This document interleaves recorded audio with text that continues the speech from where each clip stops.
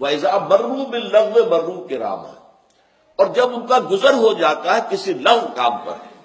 تو باعزت طور پر گزر جاتے ہیں، اس میں ملوث نہیں ہوتے۔ اب یہاں بھی تقابل کیجئے، اس لیے کہ سورہ مومنون میں آیا تھا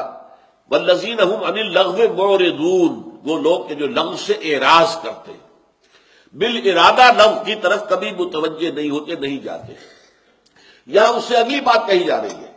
اگر اتفاقاً گزر ہو جائے لغو چیز کے اوپر، آپ نے راستے میں جا رہے تھے، وہاں دیکھا کہ ایک مداری جو ہے ڈگڈوگی بجا کر لوگوں کو جمع کر رہا، آپ بھی کھڑے ہو گئے، آپ نے وقت ضائع کیا وہاں اپنا۔ یہ مرو باللغو ہے، لغو کام کے پاس سے گزرنا ہے،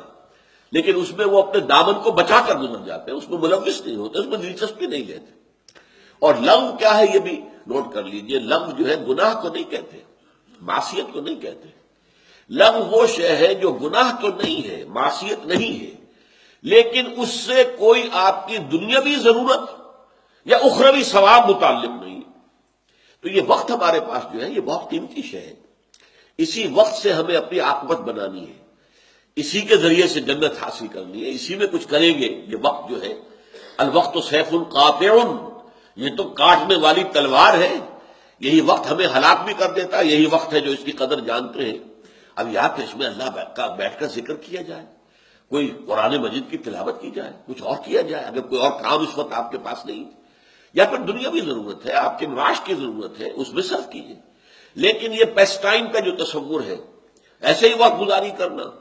وقت جو ہے آئی ایم کلنگ ٹائم، میں وقت جو اس کو قتل کر رہا ہوں، بس یہ کہ وقت گزاری کے لیے میں یہ کام کر رہا ہوں، نہیں، قتل نہیں۔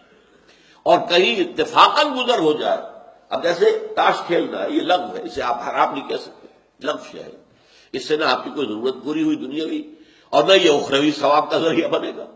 تو وہ لوگ کہ جو خود تو ارادہ کر کے لغو میں شرکت کرنا تو بہت دور کی بات ہے، اس کا تو سوال ہی نہیں، اتفاقاً گزر جائے، وَإِذَا مَرُّوا بِاللَّغْوِ مَرُّوا كِرَامًا، وہ اپنے دامن کو بچا کر دامن سمیٹتے ہوئے گزر جاتے، اس میں ملوث نہیں ہوتے، ادھر متوجہ نہیں ہوتے۔